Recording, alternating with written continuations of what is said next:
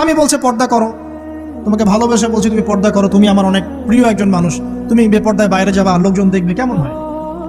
ঠিক আছে, তোমাকে তো আমিই বিয়ে করেছি, তুমি আমার, মানুষ তোমাকে দেখবে কেন? প্রিয় মা ও বোনেরা, পর্দা ছাড়বেন না।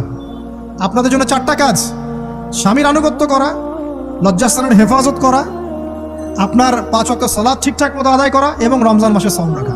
নবীজি বলেছেন সাল্লাল্লাহু আলাইহি ওয়াসাল্লাম, জান্নাতের যে কোনো দরজা দিয়ে ইচ্ছা আপনি প্রবেশ করতে পারেন। আপনার জন্য সহজ। আর স্বামীর আনুগত্য বলতে আমি বুঝাইনি স্বামীর দাসত্ব করতে হবে, এটা বলিনি। এখনকার কিছু ফ্যামিলিস্ট মেয়ে আছে, ওরা আনুগত্য শব্দ মনে হয় যে দাসত্ব মনে হয়। আনুগত্য দাসত্ব এক জিনিস না। আনুগত্য কি? স্বামী কোরআন সুন্নাহর অনুকূলে কোনো কথা বলেছে, আপনি মানবেন। স্বামী বলছে পর্দা করো, তোমাকে ভালোবেসে বলছি তুমি পর্দা করো, তুমি আমার অনেক প্রিয় একজন মানুষ, তুমি বেপর্দায় বাইরে যাবা, লোকজন দেখবে, কেমন হয়? ঠিক আছে, তোমাকে তো আমিই বিয়ে করেছি, তুমি আমার, মানুষ তোমাকে দেখবে কেন? ঠিক আছে, তো এখন স্বামী ভালো কথা বলেছে, আপনি শুনলেন, এটা আনুগত্য। আর ওই স্বামী যদি বলে আসো তো আমার কলিগরা এসেছে, ওকে খাবার সার্ভ করতে হবে, আসো খাবারটা পরিবেশন করো, এখন আপনি বেপর্দা হয়ে আপনার স্বামীর কলিগের সামনে খাবার পরিবেশন করতে শুরু করুন, এটা কি আনুগত্য করতে হবে? এটা তখন আপনি আনুগত্য করবেন না। সিম্পল, কোরআন সুন্নাহর অনুগত কাজে আপনি স্বামীর আনুগত্য করবেন, বিপরীতে গেলে আপনি করবেন না। স্বামীর আনুগত্য মানে স্বামীর দাসত্ব নয়। আর এই হাদিসটা আপনি কেন ভুলে যান যে আল্লাহ রাসূল সাল্লাল্লাহু আলাইহি ওয়াসাল্লাম বলেছেন, আল্লাহ ছাড়া যদি কাউকে সিজদা করা যেত, সম্মান বুঝাচ্ছেন, আল্লাহ ছাড়া যদি কাউকে সিজদা করা জায়েজ হতো, আমি মেয়েদেরকে বলতাম যেন স্বামীকে সিজদা কর। কেন? কারণ আপনাকে রেসপন্সিবিলিটি, আপনার খাবার, আপনার ফুড, আপনার শেল্টার, আপনার মানে পুরো দায় দায়িত্ব নিজের হাড় ভাঙা পরিশ্রম দিয়ে, জীবনের ঝুঁকি নিয়ে স্বামী আপনার জন্য করে। সে আপনার সম্মান পাওয়ার যোগ্য তো? সে কি আপনার সম্মান পাওয়ার যোগ্য নয়? আপনি যদি সম্মানের হক আদায় না করতে পারেন তাহলে আপনি অকৃতজ্ঞ। আর অকৃতজ্ঞ মেয়ে কখনো জান্নাতে যাবে? একটা হাদিসে আছে, বেশিরভাগ মেয়ে জাহান্নামে যাওয়ার অন্যতম কারণ হচ্ছে তারা স্বামীর সাথে কুফরি করে। কি করে? মানে সারা জীবন স্বামী ভালোবেসে যায়, ভরণ পোষণ দিয়ে যায়, সব চাহিদা পূরণ করে যায়, একদিন দেখবেন কথা কাটাকাটি হয়েছে, ওই দিন বলে বসবে যে তোমার কাছে আমি কিচ্ছু পাই না সারা দিন। এই যে কুফরি, এই কারণে তারা জাহান্নামে যেতে পারে বেশি। আল্লাহ হেফাজত করুন। আমি আরেকটা কারণ হচ্ছে যে বেপর্দা। আপনাকে 4টা মূলনীতি ফলো করতে হবে। 1, এমন কোনো পোশাক পরবেন না যে পোশাকটা আটো সাটো, যেটা পরলে আপনার গায়ের কাঠামো বোঝা যায়। এটা বোরখা হলেও পরা যাবে না। আমি কি বুঝাতে পারছি? ডিজিটাল বোরখা দেখেন নাই? দেখছেন?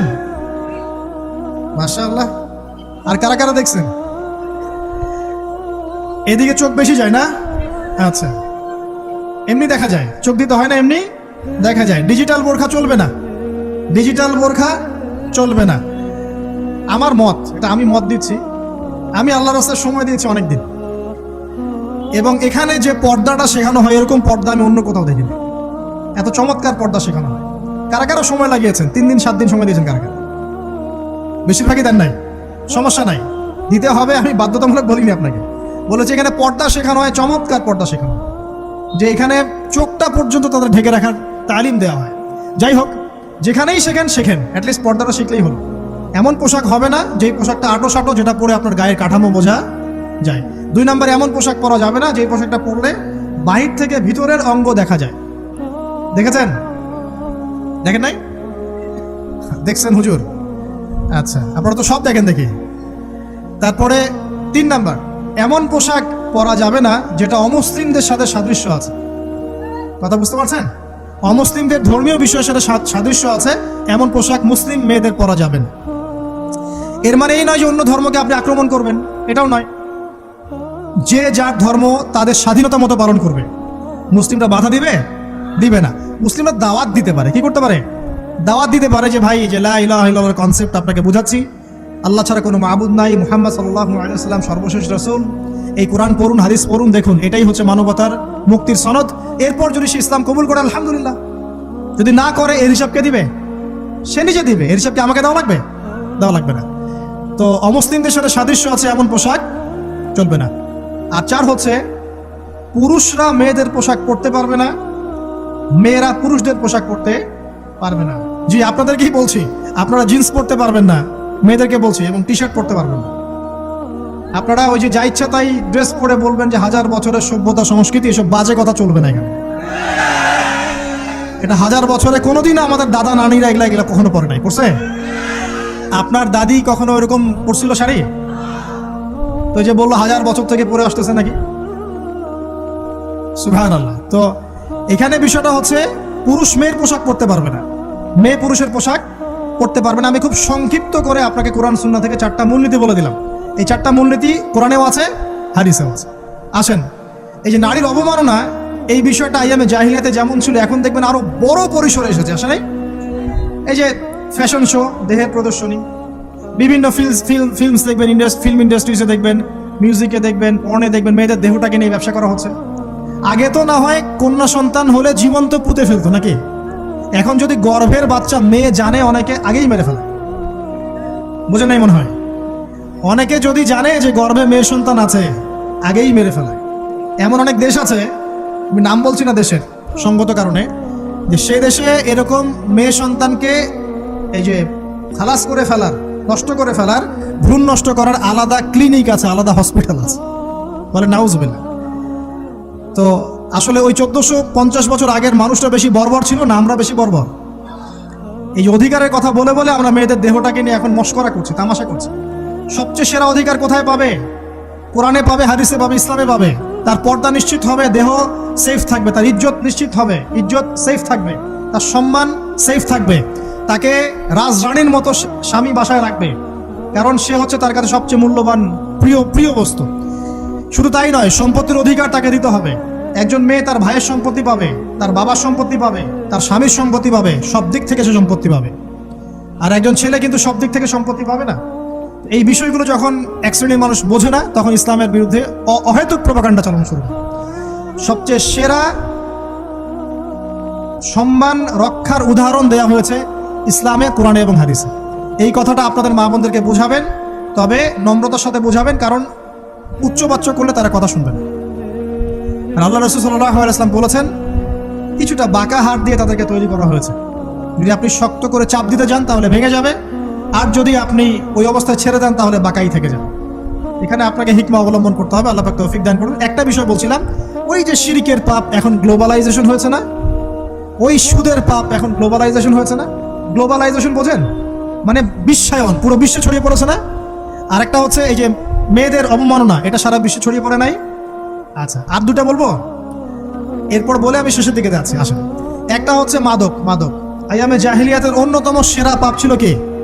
মাদক। ওই যে বলছেন জাহিলি যুগ, কেন বলছেন জাহিলি যুগ? বিকজ ওইখানে মাদক খেত মানুষ বেশি। এখন বলেন, ওখানে না হয় মক্কায় মাদক খেত মানুষ, এখন সারা বিশ্বে মাদক ছড়িয়ে পড়ে নাই? বেশি না কম? এখন এই যে নতুন নতুন মাদক আসছে, ইয়াবা, আরো নাকি কি কি আসছে নতুন নতুন, আমরা নামও জানি না। এই যে গাজার নাম জানি, ফেন্সিডিলের নাম জানি, আর কি কি আছে, হিরোইন বলেন, আর দু একটা, আফিম, আর কি আছে? হ্যাঁ, ব্রেন্ডি, সুবহানাল্লাহ, এই নামও কখনো শুনি নাই আমি। আচ্ছা শোনেন, বিষয়টা হচ্ছে, দেখুন এই বিষয়টা কি হালাল না হারাম? আচ্ছা, এটাকে যদি আমরা হালাল করে নেই তাহলে কি হবে? কুফরি হবে না শিরক হবে? শিরক কুফর দুটোই হচ্ছে। কিন্তু এখন মক্কার কিছু মানুষ মাদক খেয়েছে বুঝলাম, আল্লাহ রাব্বুল আলামিন ধাপে ধাপে এখান থেকে বের করেছেন। প্রথমে বলেছেন মদ খেয়ে নামাজের ধার কাছে যেও না।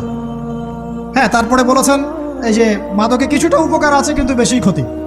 তারপর বলেছেন খেয়ে নামাজের কাছে যেও না। তারপর ধাপে ধাপে শেষের দিকে এসে আল্লাহ পাক বলেছেন যে এটাকে ছেড়ে দাও। সূরা মাইদায় পড়ে দেখেন, এটা শয়তানের কাজ। তখন সাহাবায়ে কেরাম রাদিয়াল্লাহু আনহুম পুরোপুরি মাদক থেকে নিজেদেরকে মুক্ত করলেন। এরপরে কি কখনো তারা মাদক ছুঁয়েও দেখেছেন?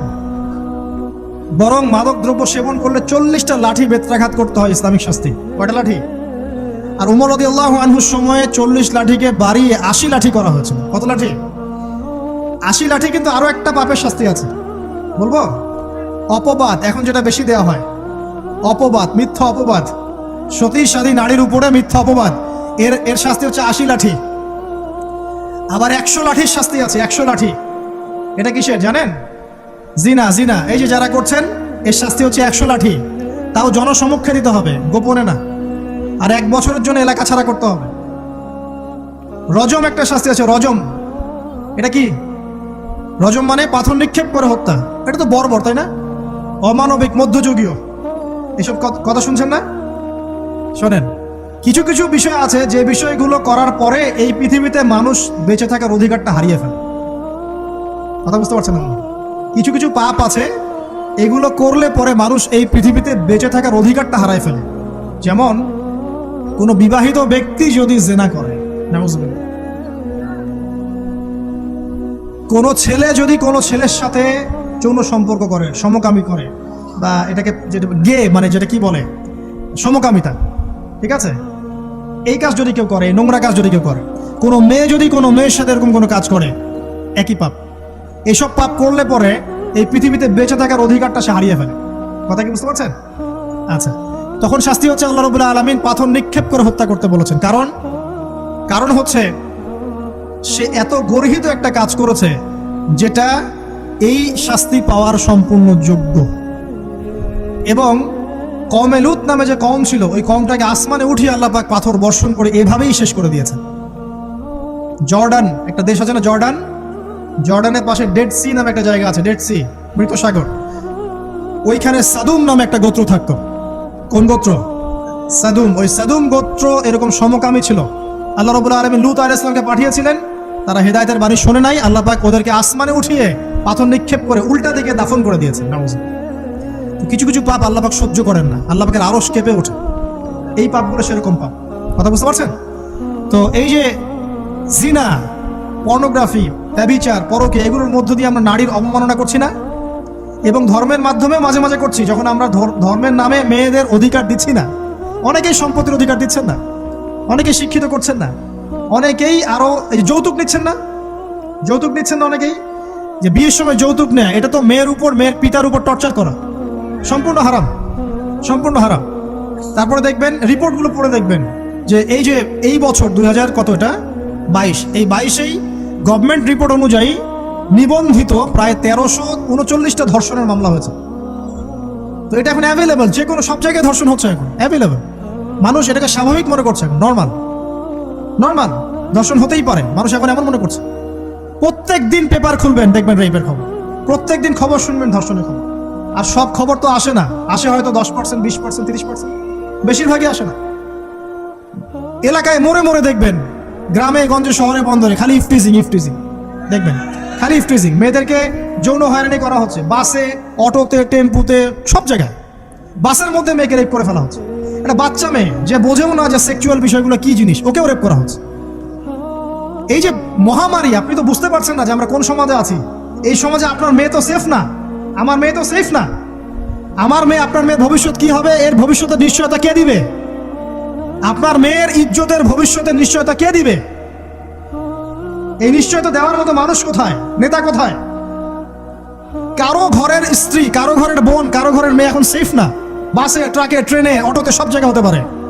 আর এগুলোকে আমরা প্রমোট করছি, এখন নগ্নতাকে প্রমোট করছি, পর্নকে প্রমোট করছি। এই নগ্নতা, পর্ন, এসব দিয়ে মানুষের মাথাটাকে পুরো জানোয়ার বানিয়ে ফেলা হয়েছে।